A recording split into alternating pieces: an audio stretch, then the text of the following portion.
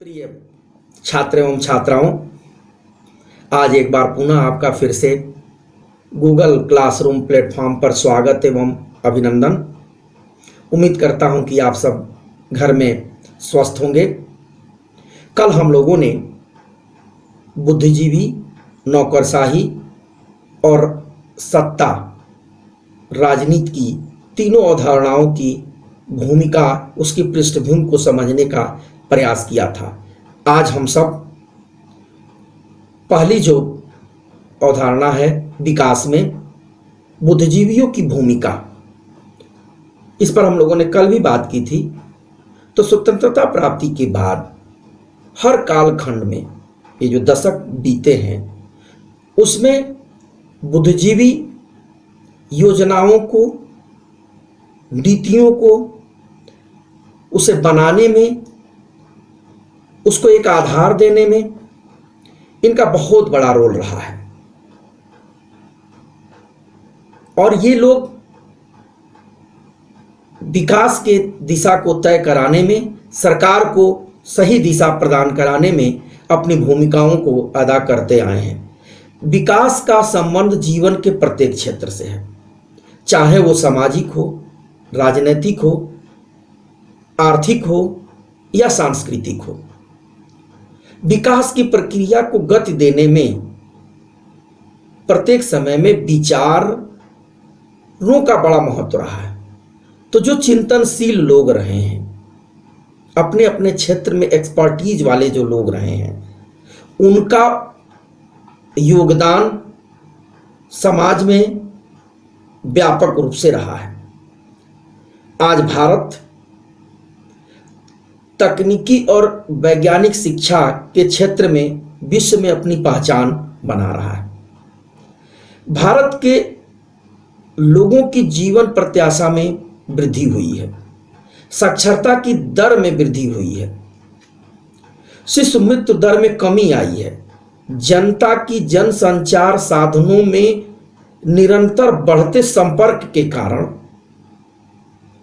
यहाँ पर आर्थिक और सामाजिक विकास के सूचकों में बदलाव हुआ है।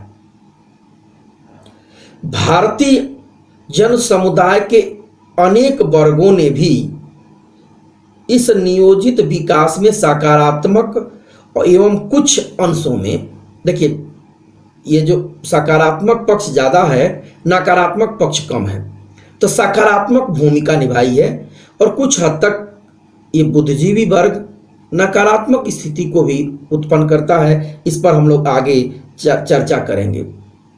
तो ये बुद्धिजीवी वर्ग भारतवर्ष में विकास की दिशा और स्वरूप को निर्धारित करने में बहुत बड़ी भूमिका अदा की है। महालनोबिस मॉडल, जो प्रथम और द्वितीय पंचवर्षीय योजनाएं बनी थी, उस समय ये बहुत बड़े अर्थशास्त्री के रूप में इनके विचारों को सामने रख करके योजनाओं को निर्मित किया गया था। तो हर समय अर्थशास्त्री, समाजशास्त्री, वैज्ञानिक, शिक्षक, डॉक्टर्स ये अपनी भूमिकाओं को अदा करते हैं। आज त्रेहान हार्ट के कितने बड़े डॉक्टर हैं। बीएचयू में एक लाहिड़ी जी हैं, बहुत साल पहले रिटायर हो चुके हैं और आज भी एक कमरे में वो रहते हैं। उनसे बड़ा हार्ट का डॉक्टर नहीं है। पद्म भूषण, पद्मश्री उनको प्राप्त हो चुका है।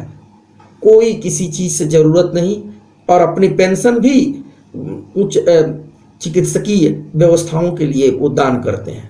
तो ये निर्माण के लोग हैं, इनकी भूमिका रही है। बुद्धिजीवी वर्ग अथवा बौद्धिक वर्ग समाज का वह वर्ग होता है जो अपनी बुद्धि कौशल के आधार पर समाज में अपनी एक विशिष्ट पहचान स्थापित कर लेता है। इस वर्ग को शिक्षित अभिजात वर्ग के रूप में हम सब जानते हैं। सामाजिक नीति एवं नियोजन में बुद्धिजीवी वर्ग के विचारों और इच्छाओं का विशेष ध्यान रखा जाता है। भारतवर्ष में शिक्षक, चिकित्सक, अधिवक्ता, न्यायाधीश, विज्ञान और प्रौद्योगिकी में दक्ष व्यक्तियों की आज भूमिका सर्वमान्य है। वे आज हर क्षेत्र में अपना योगदान कर रहे हैं और समाज के निर्माण के लिए एक दिशा दे रहे हैं। यह वर्ग सामाजिक, आर्थिक, राजनैतिक, सांस्कृतिक, धार्मिक सभी क्षेत्रों में अपना पहचान रखता है तथा इनसे जुड़े मामलों में हस्तक्षेप भी करता है। तो ये जो बुद्धिजीवी वर्ग है विभिन्न अवसरों पर अपनी बात को रखता है। आज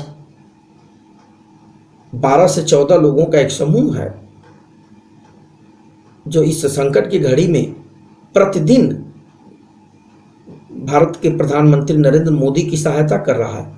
तो वो इंटेलेक्चुअल्स ही ग्रुप है, वो विभिन्न क्षेत्रों का जो एक्सपर्टीज है अपने क्षेत्र में, वो लोग एक जगह बैठते हैं, उस बात को रखते हैं, तो शासन तंत्र उस चीज को हम लोगों के बीच में लेकर के आता है। एक दो तीन लाइन आपके सामने रखूं कि बुद्धिजीवी प्रायः नित्य निर्माताओं के दृष्टिकोण से सामंजस्य कर लेता है।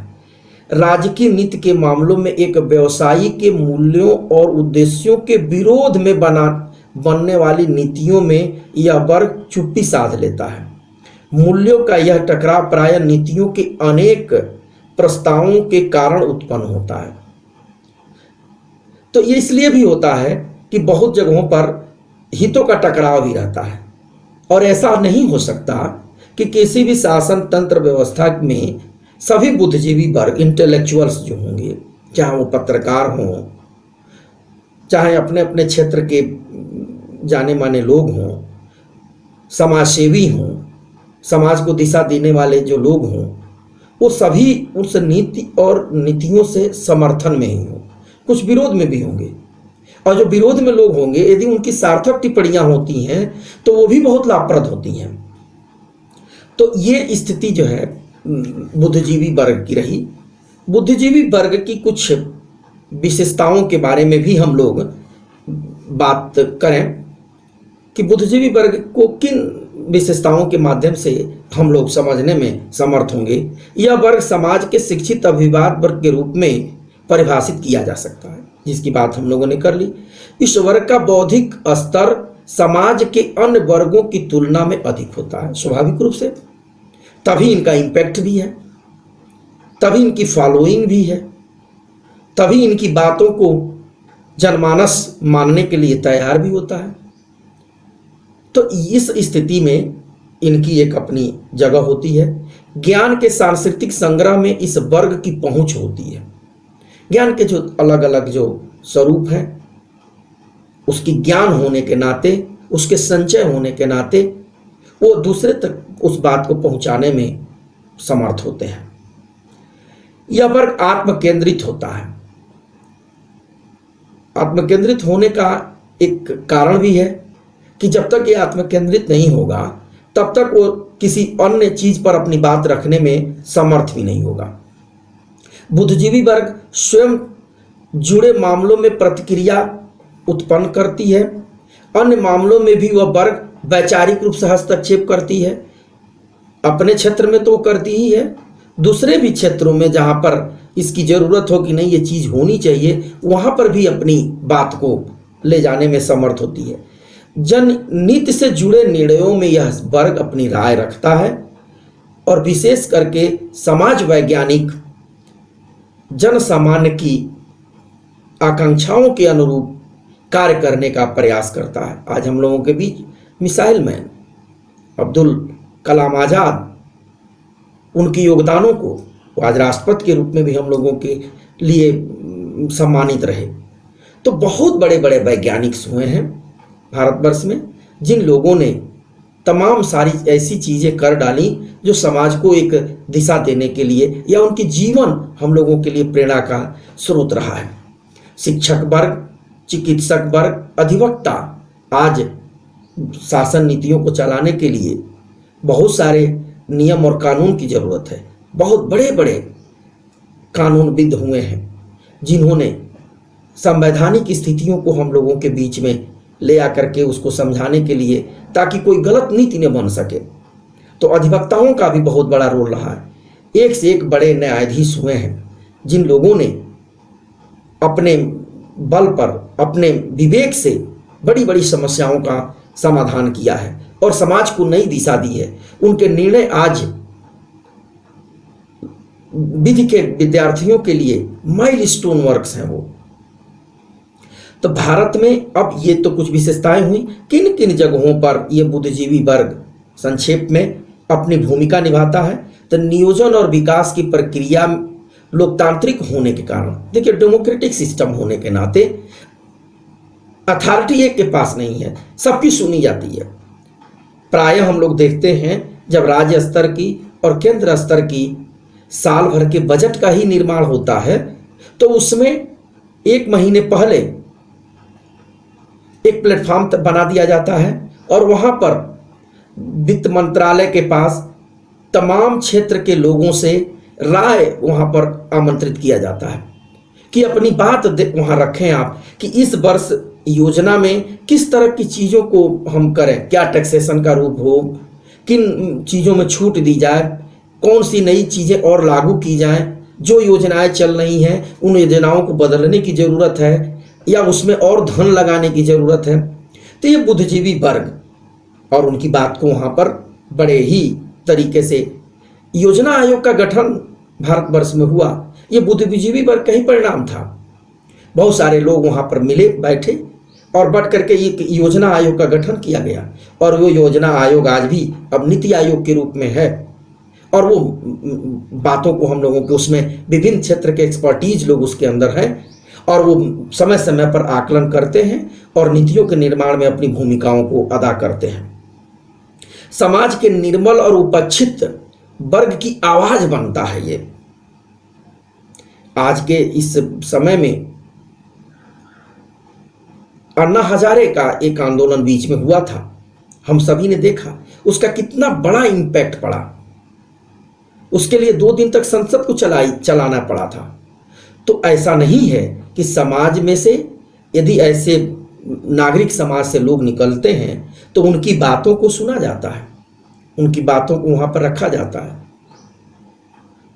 गंगा के स्वच्छता अभियान के लिए जो लोगों ने आंदोलन किया, आज जन शक्ति मंत्रालय ही बन गया, उस पर काम हो रहा है। काम अपेक्षित रूप से कितना सफल हुआ असफल हुआ एक अलग बिंदु हो सकती है। योजनाओं के निर्माण में यह वर्ग, हम लोगों ने आगे भी बात की, सक्रिय भूमिका निभाता है। सामाजिक मुद्दों पर अपनी उपस्थिति दर्ज कराता है। बहुत सारी ऐसी चीजें हुई। निर्भया हत्याकांड के बाद फास्ट ट्रैक का निर्माण हुआ, कानूनों में बदलाव हुआ। तो ऐसे ऐसे बहुत सारे उदाहरण हैं कि यह बुद्धिजीवी वर्ग भारत के निर्माण में अपना योगदान करता है। आज संचार के साधनों के बदलाव, आज सोशल मीडिया प्लेटफॉर्म होने पर, टेलीविज़न पर तमाम डिबेट्स के माध्यम से ये लोग उस प्लेटफॉर्म पर बैठते हैं, बैठ करके अपनी बातों को रखते हैं। आज उसको देखते हुए जो दूर संचार का जो क्षेत्र है उसमें ऐसे ऐसे चैनल्स भी बना दिए गए हैं, कुछ ज्ञान के क्षेत्र के लिए, विज्ञान और प्रौद्योगिकी के क्षेत्र वाले चैनल्स, कुछ आर्थिकी क्रियाकलापों को बताने के लिए ही वो चैनल्स बने हुए हैं, जहाँ पर बड़े बड़े एक्सपर्टीज लोग बैठते हैं और उन सोशल समस्याओं पर, आर्थिक समस्याओं पर अपनी बात रखते हैं और उसको समझने का प्रयास करते हैं। तो प्रिय छात्र एवं छात्राओं, ये बुद्धिजीवी जो वर्ग है सरकार को पर दबाव बनाने का काम करता है कि आप इससे इतर कोई काम मत करें। और आज टेलीविज़न का, सोशल मीडिया का इतना बड़ा प्रभाव है कि आज सरकारें कोई गलत निर्णय लेने की स्थिति में हैं तो उसके लिए बहुत सारे विरोध के स्वर होते हैं।